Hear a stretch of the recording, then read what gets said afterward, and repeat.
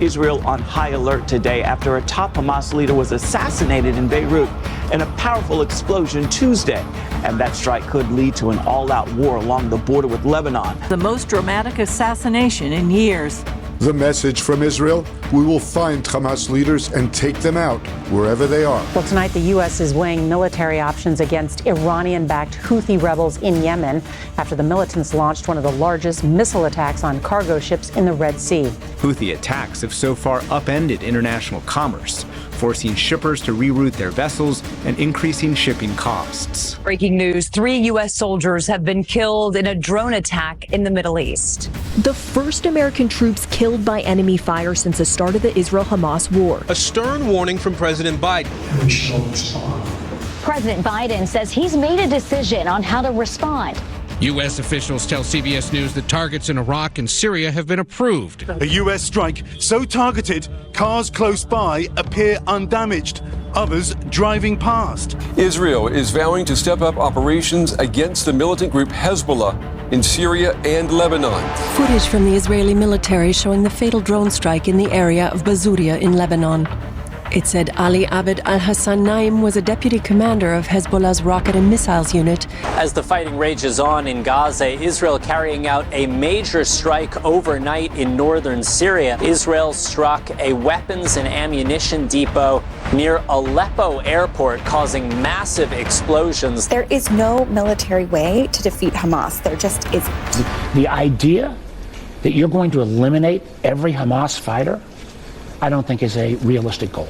The Netanyahu coalition no longer fits the needs of Israel after October 7th. There's a fallacy that is being perpetrated here. And you should take polls, you'll have your own polls, and check whether the people of Israel support the policies that I'm being criticized for. Most Israelis overwhelmingly support the position that we have to go in. Tonight, Iran launched a large scale of coordinated attack on Israel. The regime in Iran fired a massive swarm over 200 killer drones, cruise missiles, and ballistic missiles towards the state of Israel. What is your message to Iran in this moment? Don't. But Iran isn't listening. For the last several minutes, we've seen these flares streaking all across the skies over Jerusalem.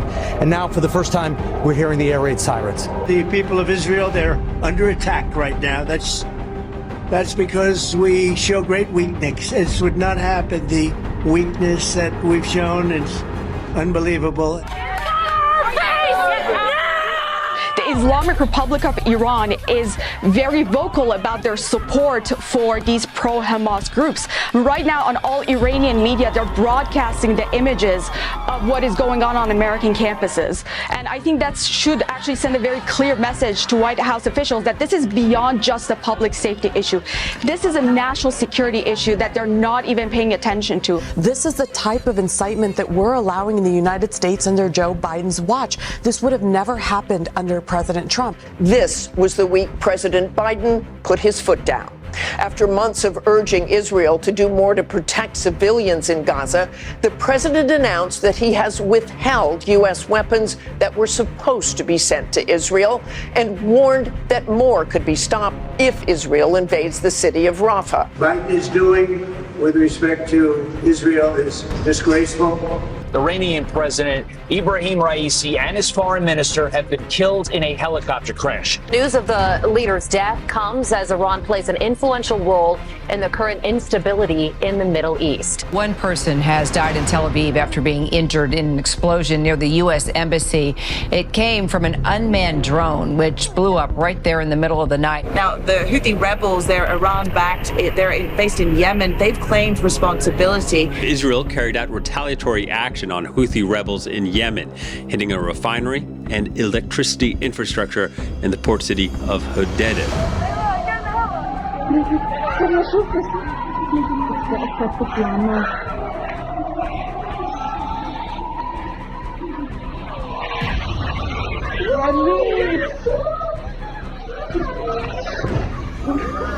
This evening, the Hezbollah terrorist organization in Lebanon fired a rocket at children playing soccer, in a soccer field, we will act. This attack shows the true face of Hezbollah, a terrorist organization. Overnight, Israel launching retaliatory strikes deep within Lebanon against Hezbollah. Pagers used by Hezbollah fighters exploded near simultaneously Tuesday, and the next day the terror group's walkie-talkies also blew up. We've never seen this kind of a brilliant strategic move like this in history. The pagers beeped before they went off. As a result, a lot of the injuries are to the hands and fingers of the people who reach for their pagers. The leader of the Hezbollah terror group says this week's unprecedented attacks involving the simultaneous explosion of electronics was a, quote, declaration of war. The IDF has been expanding attacks pounding Hezbollah leadership and attacking its rocket launchers in Beirut and elsewhere in Lebanon. As part of Operation Northern Arrows, in the largest attack on Hezbollah since the Second Lebanon War in 2006. Well, I think it's pretty clear Israel's on the offensive and they are taking a very aggressive posture. Breaking news that we have been following out of the Middle East. The Hezbollah terror group now confirming its longtime leader, Hassan Nasrallah, is dead. It said he was killed along with another top Hezbollah commander, Ali Karaki, and other commanders. Smoke still rises from the rubble of Hezbollah's headquarters in southern Beirut, a fitting image for what Israel has done to the militant group's top command.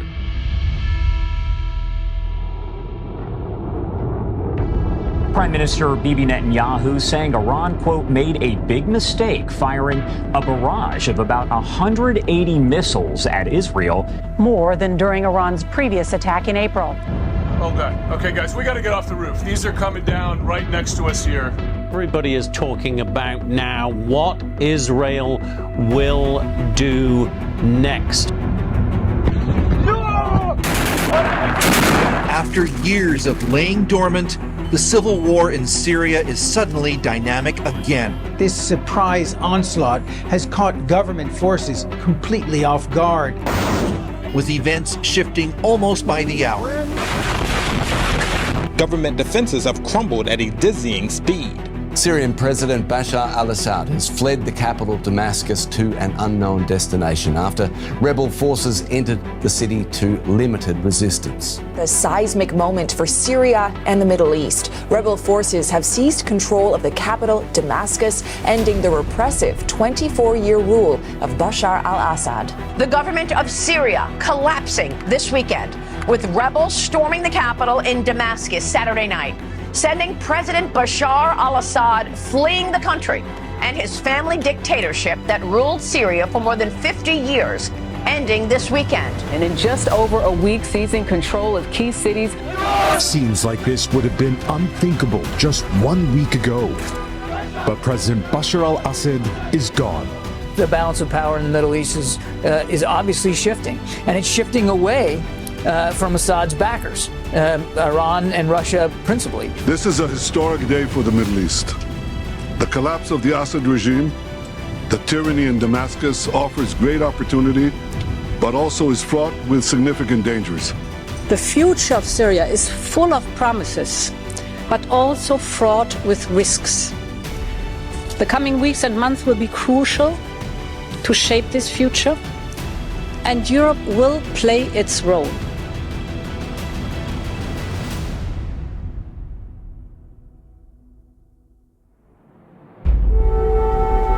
Familiar sounds blared over Kiev's skyline early on Tuesday morning. Sirens signaling a mass Russian airstrike targeting Ukraine's biggest cities. Dozens of people were killed and civilian areas turned to rubble. 122 Russian missiles plus dozens of drones striking cities all across Ukraine. Apartments, a shopping mall, even a maternity hospital were hit. Russian state media is reporting a shooting, some kind of shooting, followed by an explosion occurred at Crocus City. That's a major concert and events hall. An explosion in the top stories of the building on fire, filmed by a passerby.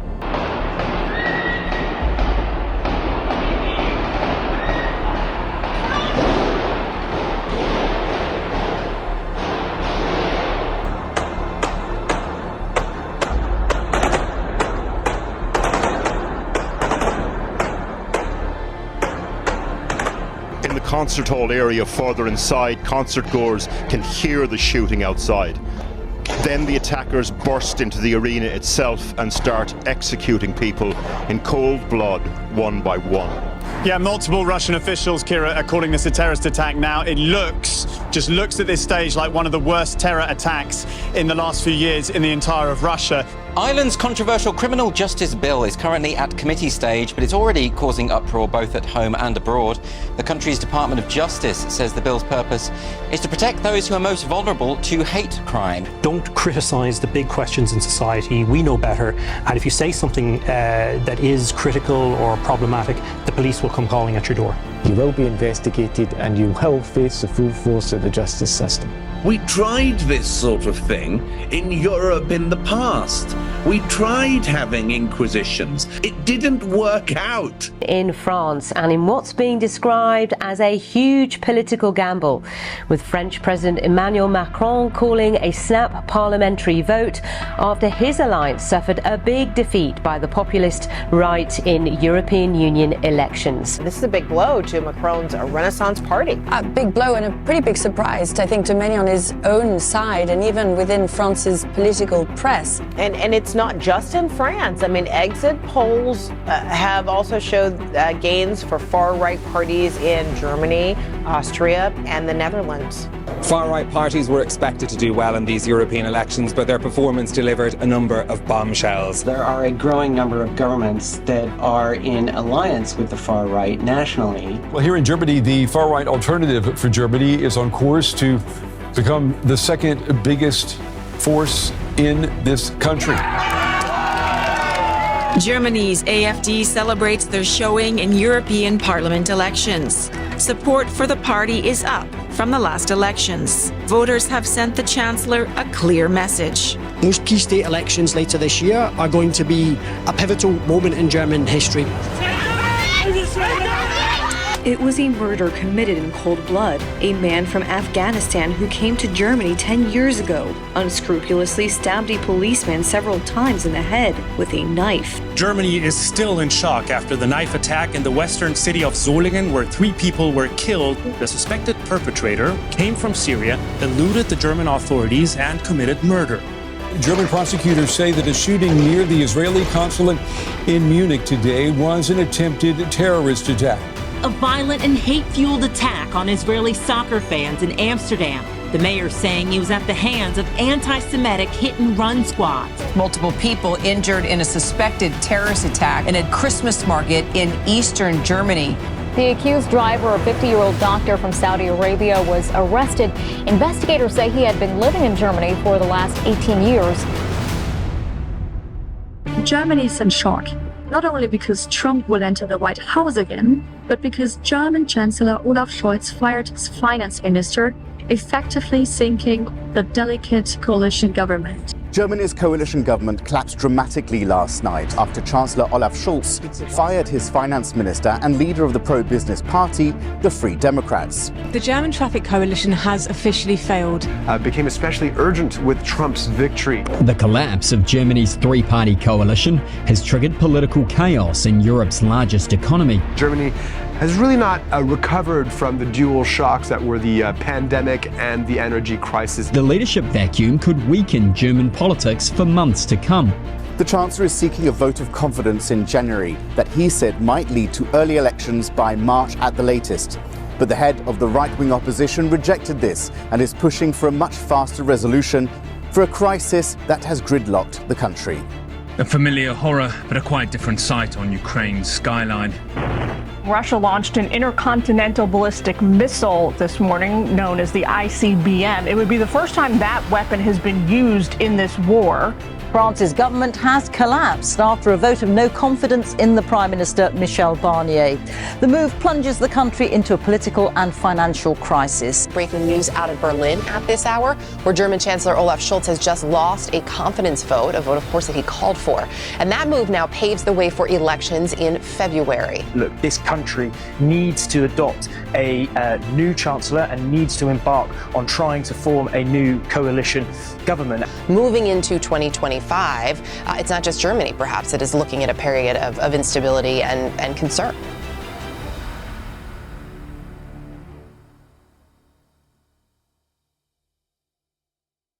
The royals have been hit by an unprecedented health crisis as 3 members of the family announced serious medical issues within less than a week of each other. Here in London, a message went out from Kensington Palace just before 2:30 this afternoon, informing us that the Princess of Wales had been admitted for abdominal surgery. And just 90 minutes later, Buckingham Palace announced that the King required treatment for an enlarged prostate. The King has been diagnosed with cancer. He's going to step back. We're going to see more of the Prince of Wales, his son William, and of his wife Queen Camilla. They will be picking up some of his duties. The Duchess of York then announced a few days later that she has recently been treated for an aggressive form of skin cancer. In January, I underwent major abdominal surgery in London, and at the time, it was thought that my condition was non-cancerous. The surgery was successful. However, tests after the operation found cancer had been present. This, of course, came as a huge shock. This morning, Britain has a new Prime Minister. You have given us a clear mandate. Our work is urgent, and we begin it today. From the North West Ambulance Service confirming that 8 patients were treated for stab wounds at the scene here in Hart Street. 3 young girls dead in the seaside community of Southport. A 17-year-old born in Wales whose parents are from Rwanda has been charged with the crimes. However, the violence sparked due to the spread of misinformation about the suspect, who was falsely identified as a Muslim immigrant. What we're witnessing here with people trying to burn down hotels with migrant/asylum seekers in them, people running around immigrant communities shouting racial slurs against Asian Brits. I mean, this is racist violence, the sort of which that people felt had been confined to the history books. Be in no doubt, those that have participated in this violence will face the full force of the law. I guarantee you will regret taking part in this disorder, whether directly or those whipping up this action online. Any person organising or taking part in the procession is committing an offence. Some of the suspects and perpetrators have already been arrested, already facing charges and are in custody, but we expect more of that to continue because it's really important that communities can feel safe on the streets, and there are consequences for breaking the law.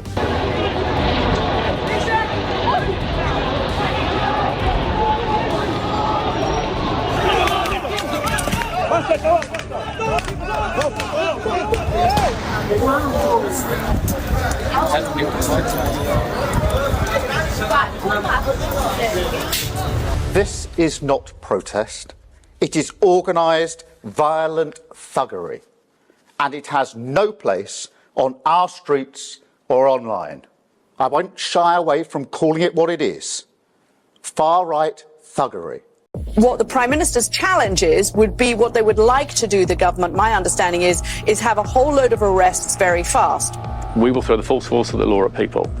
And whether you're in this country committing crimes on the streets or committing crimes from further afield online, we will come after you.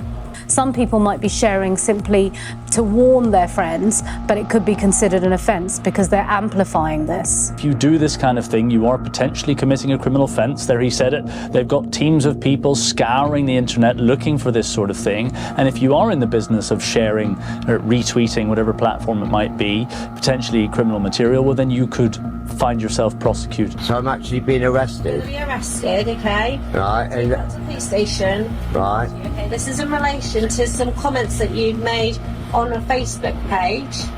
Oh, really? Oh, it's a Facebook Prime, is it? Okay. The UK government has announced it is to return the Chagos Islands to Mauritius. It's about security long-term in the Indian Ocean.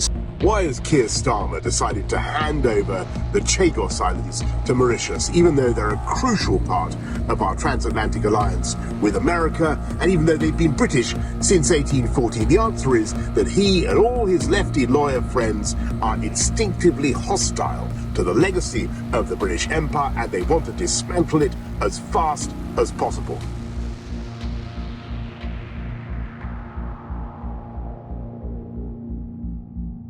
News, a powerful 7.5 magnitude earthquake has hit western Japan and a tsunami warning has been issued. It struck at about 4 p.m. local time. A series of strong aftershocks have already been recorded.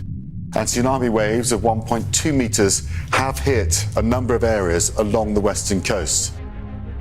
Now to the latest in the aftermath of Hurricane Helene. This morning in the southeast, millions of Americans are still without power after the storm blew through the region. Historic flooding from Helene submerged parts of western North Carolina underwater over the weekend.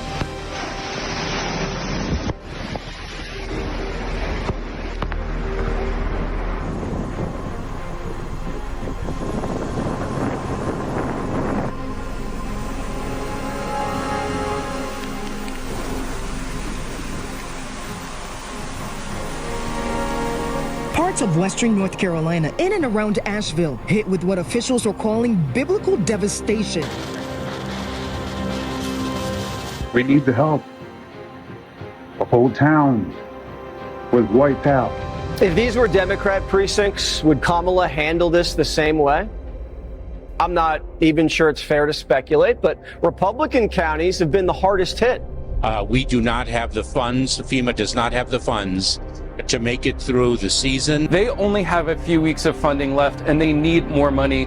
This all comes as the Biden-Harris administration spent over $1 billion from a FEMA program on services for migrants. I saw my first FEMA truck today, and they admitted that they just got here this morning. You know, unfortunately, it's not named Ukraine, North Carolina, or they would have already had enough money. We're not getting the amount of support that we need. We haven't seen FEMA. We haven't seen Red Cross. Federal relief and assistance that we have been providing has included FEMA providing $750 for folks who need immediate needs being met. If you have electricity, can be applied for online, and I encourage people to do that. It's been 2 weeks, and there has been an outpouring of frustration that has played out on social media. In some cases, people saying that FEMA hasn't been there. It's unfortunate that we're still having this conversation. It's a false narrative. Trump is literally putting lives at risk right now. You can't trust FEMA and trust basic weather reports, for example, which he's questioned in the past. Well, the Federal Emergency Management Agency is facing major backlash. A FEMA official instructing hurricane relief workers there to avoid homes with Trump signs. Milton has been an absolute wrecking ball coming ashore earlier this evening near Siesta Key, Florida. That's in Sarasota County. Now, that was just around 8:30 in the evening as a Category 3 major hurricane with 120-mile-per-hour winds. It's brought the complete arsenal. Wind gusts past 100 miles an hour, widespread power outages, intense flooding rain north of the center, and a historic tornado outbreak in central and south Florida.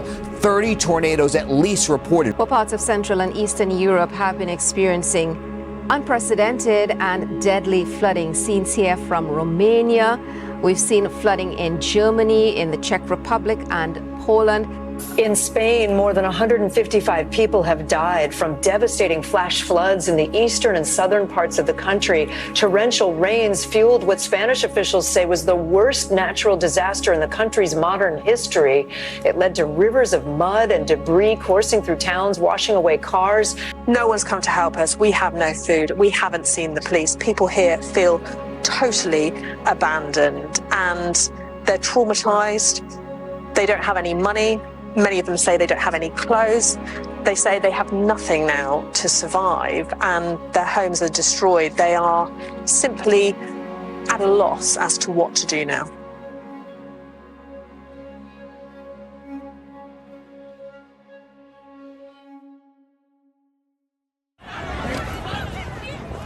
Tonight, new evidence migrants who cross the border illegally are still being released into the U.S. by border agents. It's a new category. I don't know if you've heard this, but I came up with this one, migrant crime.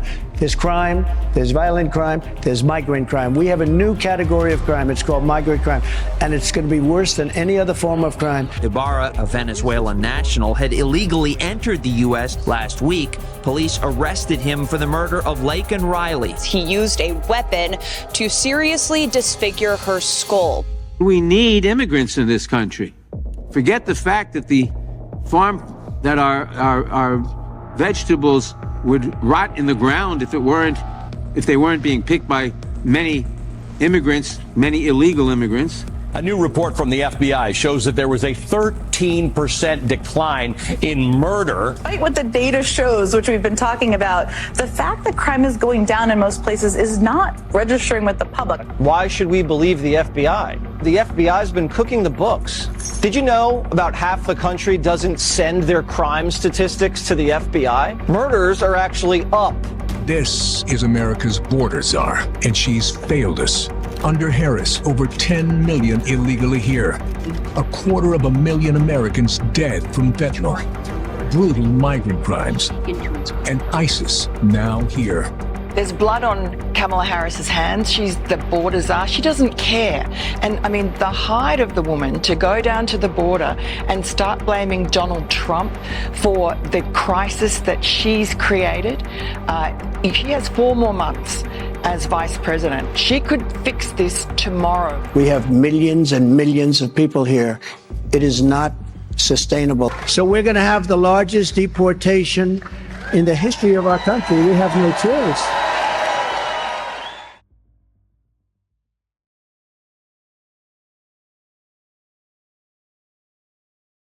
Everything has to be Trump. Everything. I have a 7-step plan for Biden's reelection. And you can memorize them because I did them in alphabetical order. Attack, attack, attack, attack, attack, attack, attack. The Biden campaign hoping the speeches and new ads draw a starker contrast with Trump. Aides telling CNN Biden may go full Hitler. Is Biden smart to go this hard at Trump, to go, quote, full Hitler in the first week in January? It's really early to be doing this. Some would argue it's a little late. The issues that the court had to deal with today were momentous. Well, Donald Trump endured the worst day of his life as a criminal defendant today. I'm going to say the White House has been calling the shots on every one of these things. In New York with Alvin Bragg and Letitia James. In Colorado to keep Trump off the ballot. In Maine to keep Trump off the ballot. In other words, I think there is a conspiracy here where the Biden White House is calling the shots in the legal war against Donald Trump. Period. End of sentence. Witch hunt. It's election interference at the highest level. It's a disgrace. It's all a conspiracy to try and get Biden, who can't put 2 sentences together, trying to get him into office. It's so unfair what's happening in our country. Our court system is a mess. We turn now to Iowa, where 2 weeks from today, Iowans will gather at schools, libraries, and other locations across the state to cast the first ballots in this year's presidential election. I think President Trump was the right president at the right time. I agree with a lot of his policies, but rightly or wrongly, chaos follows him. We can't go through another nail biter of an election. We can't. And it's clear to me tonight that there isn't a path for me to win the nomination, which is why I'm suspending my campaign tonight for President of the United States. I know, and I can see it from some of the faces here, that I'm disappointing some people by doing this. Donald Trump should be on this stage. He owes it to you here in Iowa. I've shown up to all 99 counties because it's important. The weather could also have an effect on the Iowa caucuses, which are just 3 days away. Heavy snow fell as candidates tried to make their case to caucus goers. Temperatures are expected to be in the negative double digits in Iowa on Monday night. Candidates bracing for the coldest caucus potentially on record. So whose voters are most determined to come out could make all the difference. You know, this is a question where weather has suddenly become the entire ballgame. It should be a real advantage to Ron DeSantis. The weather drops unexpectedly. Are you going to get your people out, right? So in theory, this is all actually, I think, setting up really well right now for Ron DeSantis. And tonight, former President Donald Trump has been declared the winner in Iowa. He has maintained a significant lead in the polls. They said you'll never get over 50, and I just left and we're at 54. Now, I don't know what's going to happen with it, but they said you can't do that, sir. There is a cost to us as a news organization of knowingly broadcasting untrue things. That is a fundamental truth of our business and who we are. And so his remarks tonight will not air here live. I am today suspending my campaign. I'm proud to have delivered on 100% of my promises, and I will not stop now. The Fulton County, Georgia District Attorney, Fani Willis, has been accused of appointing her lover as a special prosecutor in the case against Donald Trump. DA Fani Willis is responsible for taking Trump's mugshot. And Fannie isn't even denying that she's hired a guy she's sleeping with to prosecute Trump. This is total corruption. That's what you got going here. Total corruption. Nathan Wade, thank you very much. The boyfriend. He met several times and got paid for the meetings with, wait for it, White House, Biden White House advisors. And it just came out, this was just right now, Letitia James visited Joe Biden in the White House numerous times. Not once, not twice, 3 times. This is not normal. I cannot understand why she would have cause in the middle of a trial to go see the White House and the Biden administration. I can't believe what I am seeing. Donald Trump and the staggering fine. A judge in New York fining Trump $355 million in his civil fraud case for exaggerating the value of his properties. Donald Trump may have authored the art of the deal, but he perfected the art of the steal. Why did you show up today? Mr. Biden, did you show up to testify? Why did you show up today? Why did you put your dad on speakerphone if he had nothing to do with your business? You put him on speakerphone multiple times to talk to your business partners. Republicans are in search of direct evidence so far that has eluded them that the president was involved in Hunter's foreign business dealings. Nobody can tell us what is the high crime or misdemeanor. I want to be very clear. That first hour of this much anticipated testimony was the nail in the coffin to what is a complete bogus and sham impeachment inquiry. The jury has found Hunter Biden, the president's son, guilty on all 3 counts. What is the big picture here? It's not a drug addict who possessed a gun for 2 weeks. It is that you have a president of the United States who is living embodiment of the rule of law. Our nation is really seeing a massive decline in faith in institutions, including the justice system. Let's also remember why we get to lawfare. We get to lawfare when one party loses elections. They instead try to sideline or get rid of the opposition by using other means, in particular lawfare. A historic conviction. A jury finds former President Donald Trump guilty on all 34 felony counts in his hush money trial. The first former president of the United States convicted on criminal charges. Guilty. Guilty. Guilty. Guilty. It's unanimous on all counts. The former president, now a convicted felon. Convicted felon. Convicted felon. And that's powerful.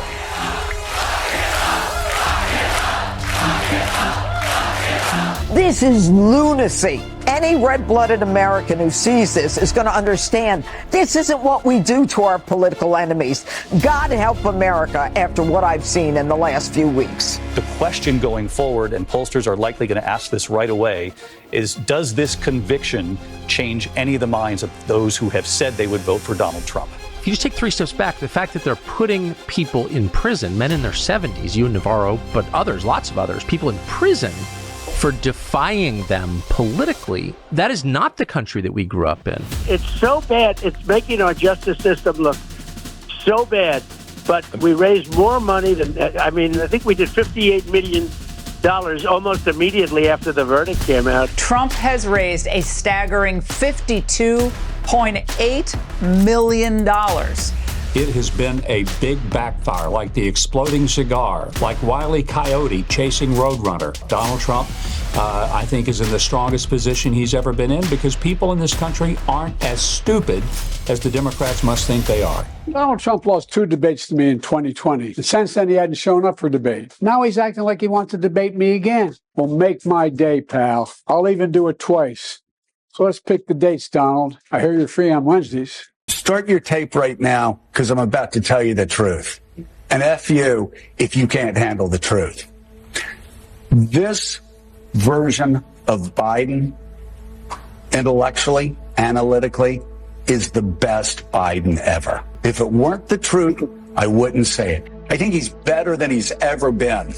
President Biden has a photographic memory. His understanding and mastery of a complicated geopolitical situation is remarkable. He is sharp, intensely probing, and detail-oriented and focused. Any concerns from anyone who has met with President Biden about him seeming a little slower? No.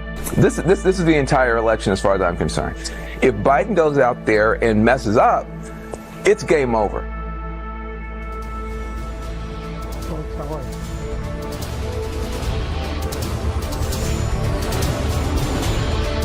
Great to be here. Thank you.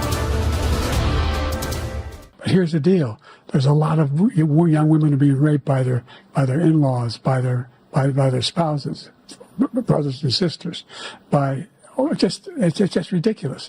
And in addition to that, we find that the impact on the choice, able to make every single solitary person eligible for what I've been able to do with the COVID. With dealing with everything we have to do with. Look, if we finally beat Medicare, what I've done since I've changed the law, what's happened? I've changed it in a way that now you're in a situation where there are 40% fewer people coming across the border illegally. That's better than when he left office. And I'm going to continue to move until we get the total ban on the total initiative relative to what we're going to do with more Border Patrol and more asylum officers. President Trump? I really don't know what he said at the end of that sentence. I don't think he knows what he said either. Joe, you did such a great job. You answered every question. You knew all the facts. And let me ask the crowd, what did Trump do? Right now, as we speak, there is a deep, a wide, and a very aggressive panic in the Democratic Party. That was painful. He didn't do well at all. So there has to be a conversation with the president after tonight, right? Some of those conversations will be from people who say, sir, you should step aside. I have never seen numbers this bad for an incumbent president during my lifetime. I would argue that President Obama is among the leaders saying, get him out. I think him putting his hand on his back the other day, walking him off stage, spoke volumes. That's my opinion. I think President Obama is trying to get him to understand he cannot win this. Is lawfare, even the conviction of Trump, working now against Biden? I sure think so. Today, the Supreme Court's conservative majority upended the way our federal government functions by overturning the 40-year-old landmark decision, Chevron v. NRDC. Well, this case is a huge victory for the American people and constitutional government and the rule of law. It's a huge blow to the administrative state in Washington, D.C. For Trump, what a day. I mean, his nominees put the court over the top. The court also raised the bar for obstruction charges for hundreds of January 6th rioters. The ruling means prosecutors may have overreached when they charged several hundred January 6 defendants, including former President Donald Trump. Now, the justices will return to the bench on Monday to hand down the last decisions of the term. The big question of tomorrow morning, what will the court rule? I see zero chance they're going to embrace Donald Trump's argument that he has absolute immunity and can't be prosecuted. Breaking news from the Supreme Court, where the justices have just ruled on whether former President Donald Trump has absolute or qualified immunity. This is a 6-3 ruling written by the Chief Justice that says flatly presidents are immune, absolutely immune for their official acts. Whoa, are they going to do this? I really did not expect that they would do this. Here we are now where he's characterizing this as a win. Big win for our Constitution and democracy. Proud to be an American. There is a lot of optimism that he can now proceed without having the Supreme Court and these federal trials over his shoulder. This case will not go before the election. It will not be tried before the election. 0% chance that happens before November. The court's 3 liberals seemed stunned and outraged. I worry that voters will not fully comprehend what the Supreme Court just handed Donald Trump. Did the court just say, yeah, you can assassinate a political rival? He cannot be the next president. You can't imagine the things that he's going to do. He will make himself into the Fuhrer, and he will make everybody raise their hand and salute him. We're going to see violence, the likes of which we didn't even see on January 6th. Every one of us, our freedom, our liberty, none of us is safe. It's going to have people around him executing against an enemy's list. Assassinate generals ordering troops to attack American citizens. Trump's very well-armed and extremist base will try to kill people. He will unravel the institutions of our democracy. I think that could be the end of our democracy. But democracy is dead if Trump is reelected. Democracy will be at risk. Vote for Donald Trump may mean the last election that you ever get to vote in. He has to be eliminated. Take a look at what happened.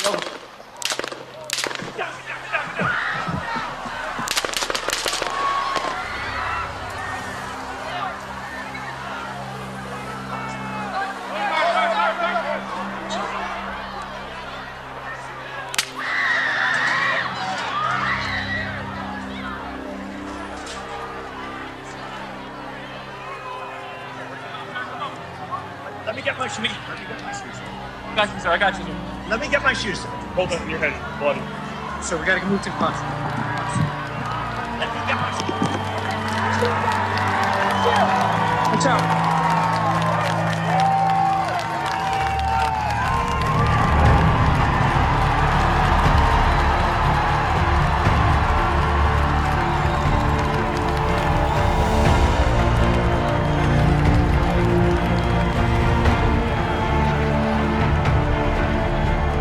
It is a miracle that Donald Trump is alive. I think it was a miracle that Donald Trump was not struck. Donald Trump has survived by a miracle. Nothing short of a miracle.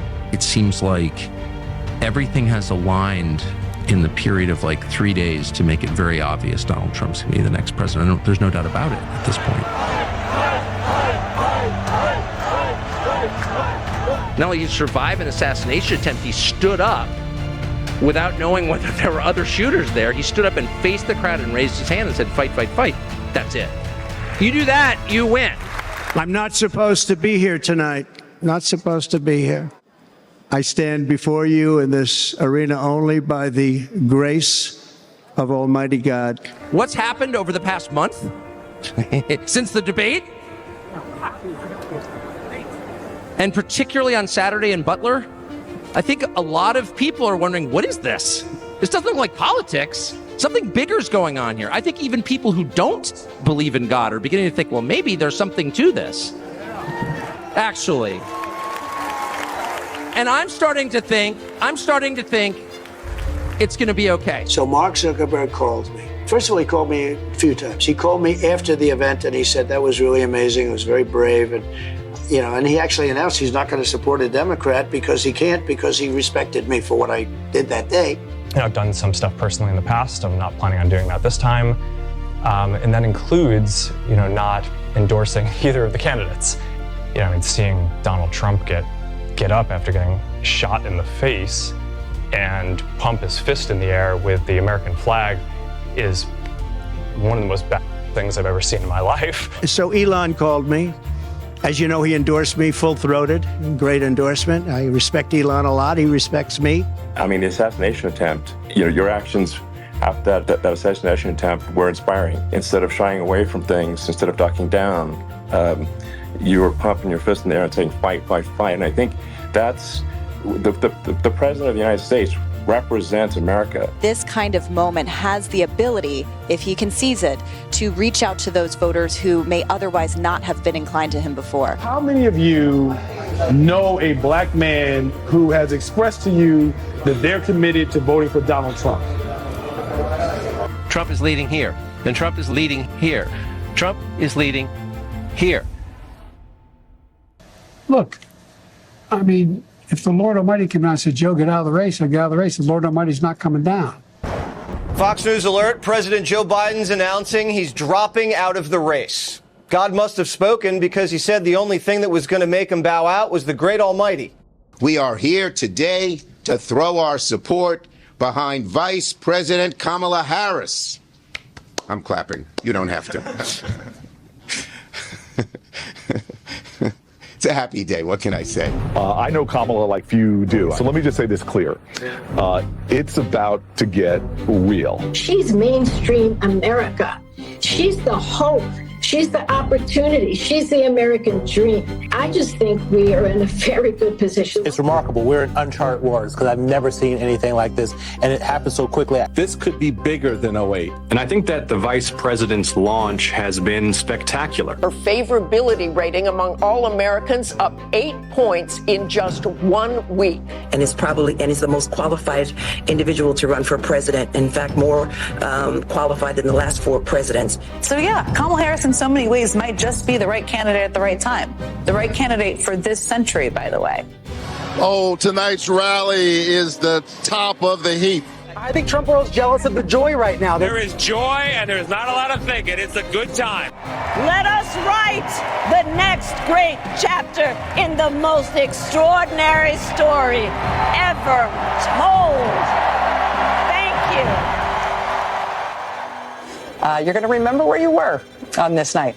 This is an inflection point in history. A startling development in the 2024 presidential race, the son of Democratic icon Robert Kennedy suspending his independent campaign and endorsing Republican nominee Donald Trump. So, Bobby, please say a few words. Thank you very much. Don't you want a president that's going to make America healthy again? But as we've seen throughout this election year, former enemies quickly change their allegiances when they drop out. Tulsi Gabbard. Tulsi, please.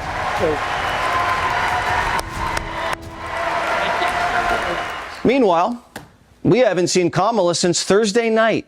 She's now pulling a Biden and going AWOL for debate prep. 4 days straight of debate prep. The last time a Democrat over-prepared for a debate, they got knocked out with one punch. Vice President Kamala Harris and President Donald Trump.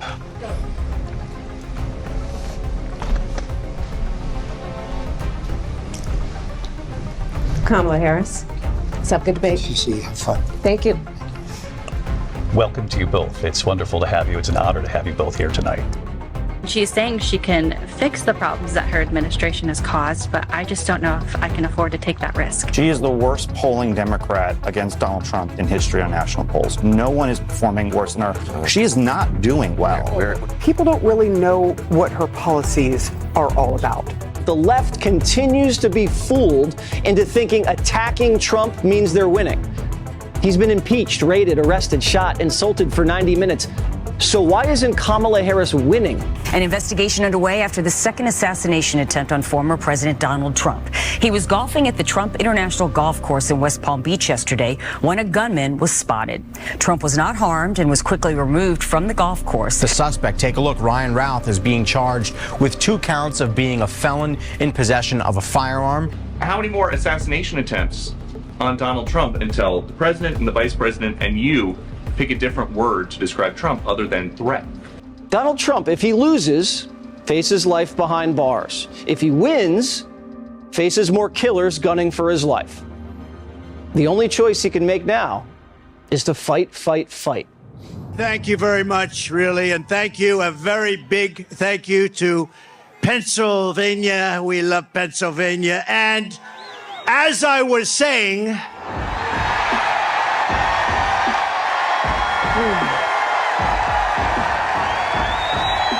I love that chart. Come on up here, Elon.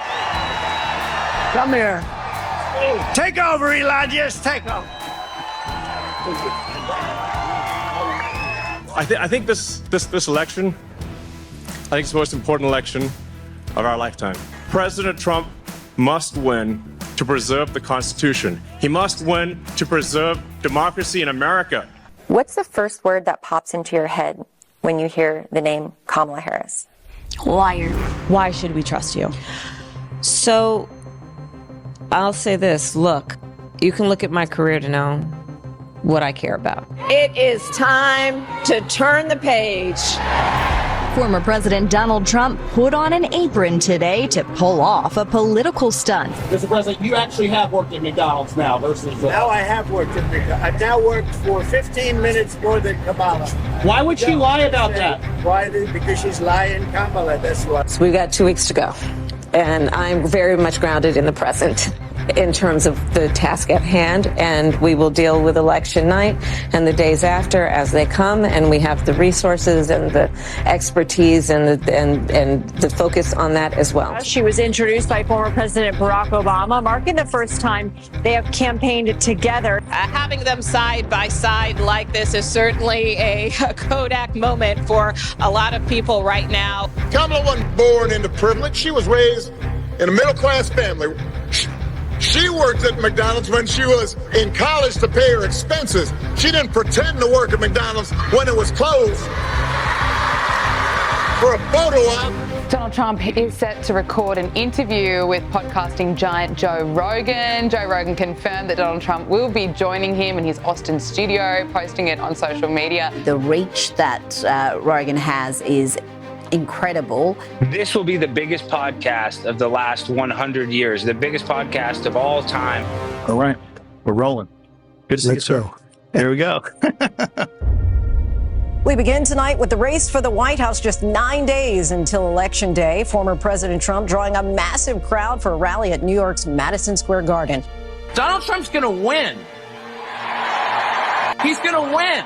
The future is going to be amazing. How close is this thing going to be? This election should not be close. It should be clear. I got to ask myself, well, why on earth is this race even close? What in the world is going on? President Biden makes comments about Trump supporters, calling them, quote, garbage. Joe Biden's garbage gas. A political headache for Vice President Kamala Harris. It has completely changed the narrative from where it was 24 hours ago. How do you like my garbage truck? This truck is in honor of Kamala and Joe Biden. Trump's peeking out of a window of a garbage truck just a week after he peeked out of a McDonald's drive-through window. You're looking at a political athlete. It's less than 24 hours. Now, Kamala spent millions of dollars producing that speech last night at the Ellipse, and no one remembers it. No one's talking about it. The reality is, of course, Biden's team trying very hard to clean this up. I think they recognize the damage that has been done. Biden, who doesn't even know what Zoom is, just derailed Kamala's campaign. He has undercut her over and over. Former President Trump picking up a last-minute endorsement from Joe Rogan. Well, I'll say it again, man. I think this is the last election. If Trump doesn't win, this is the last election. I think you're right. Yeah. I think you're right. Listen to this. So Jen O'Malley Dillon, I quoted from it earlier, but at the end of this email, she says, get some sleep and get ready to close out strong tomorrow. So essentially you're saying, you know what, let's pack up and get some sleep and we'll see you know what that reminds me of? It's 4 years ago, Martha. 2016. With what we're hearing here at the White House, and that is nothing. And we've been noticing that a lot of lights that were on within the White House, at least from the part that we can see, have been turning off. Within the crowd right now, it's pretty silent. A lot of glum looks on the faces here over the drive as that of a funeral right now. So you won't hear from the vice president tonight, but you will hear from her tomorrow. You can probably see behind me the rush to the exits. I mean, as soon as he said that, people turned on their heels and they were out of here. The evening was getting increasingly somber as people realized what this map is looking like. We are now projecting that Donald J. Trump will win the state of Pennsylvania. Former President Donald J. Trump will win the state of Pennsylvania, and thereby he is on his way to becoming the 47th president of the United States. With this, the path for Vice President Harris has narrowed, and there's really no path going forward. It's vanished. This is historic.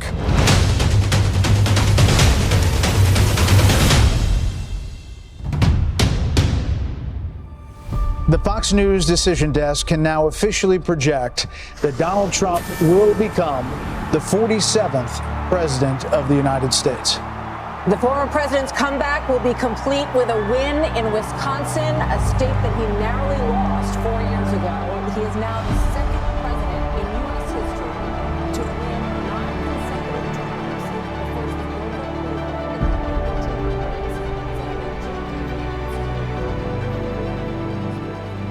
Donald Trump returns to the White House, the president-elect pulling off potentially the biggest political comeback in American history. Unlike any in modern American politics. An historic political realignment. Unlike anything we have ever seen. Trump sweeping all 7 battleground states, lifting his total number of electoral college votes to 312. He also made significant gains in some of the most democratic places in the country. I think it is really more akin to a political resurrection. It is now clear that we've achieved the most incredible political thing. Look what happened. Is this crazy? The influences of a Schumer or a Pelosi or a movie star or an Obama deciding to anoint somebody, those guys are gone. Former President Donald Trump fought off a host of allegations and slurs, a criminal conviction on dozens of felony counts, and 2 impeachments, 2 assassination attempts as well, to reclaim the White House. This will truly be the golden age of America. That's what we have to have. This is a magnificent victory for the American people that will allow us to make America great again.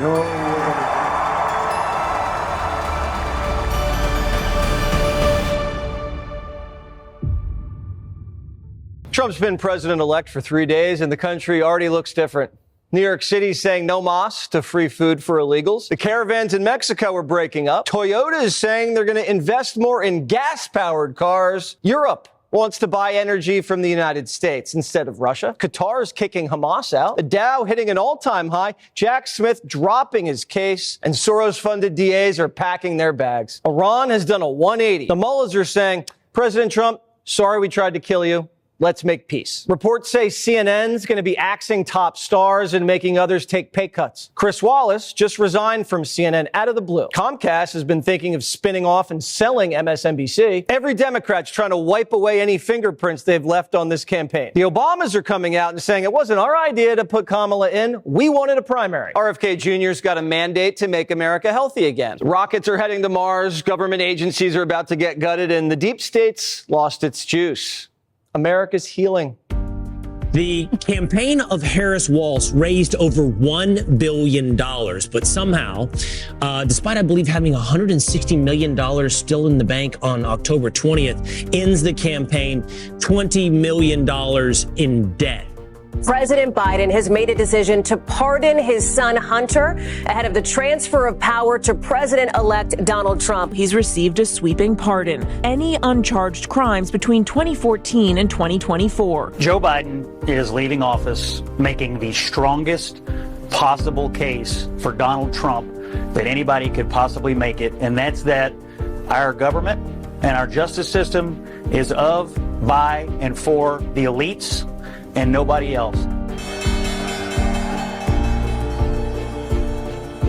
President Trump, this year, Times editors recognized you again as the 2024 Person of the Year for remaking American politics, and in doing so, reordering the world as we know it. You can see, as we've said, why a lot of people in America will take this dramatic, earth-shaking change. It'll make them complacent. It'll make them think that all the problems are ended, that we have nothing to worry about on this road ahead. Satan's just going to transfer his attention and focus over to Europe and see how he can bring down the nations of Israel through a strong man there. Satan is hard at work to carry out his plan of destruction and desolation. Oh yes. So we don't want to look at the Trump resurgence as the sign that, well, God is very well pleased with us now. He's pleased with America. No, God, in fact, is trying to get us to look at ourselves, to look at our sins. And that's what these earth-shaking, fulfilled prophecies should be doing. Motivating us to look at ourselves, to look within, to look at our hearts, to look at our attitudes, to consider our ways, and to turn to God.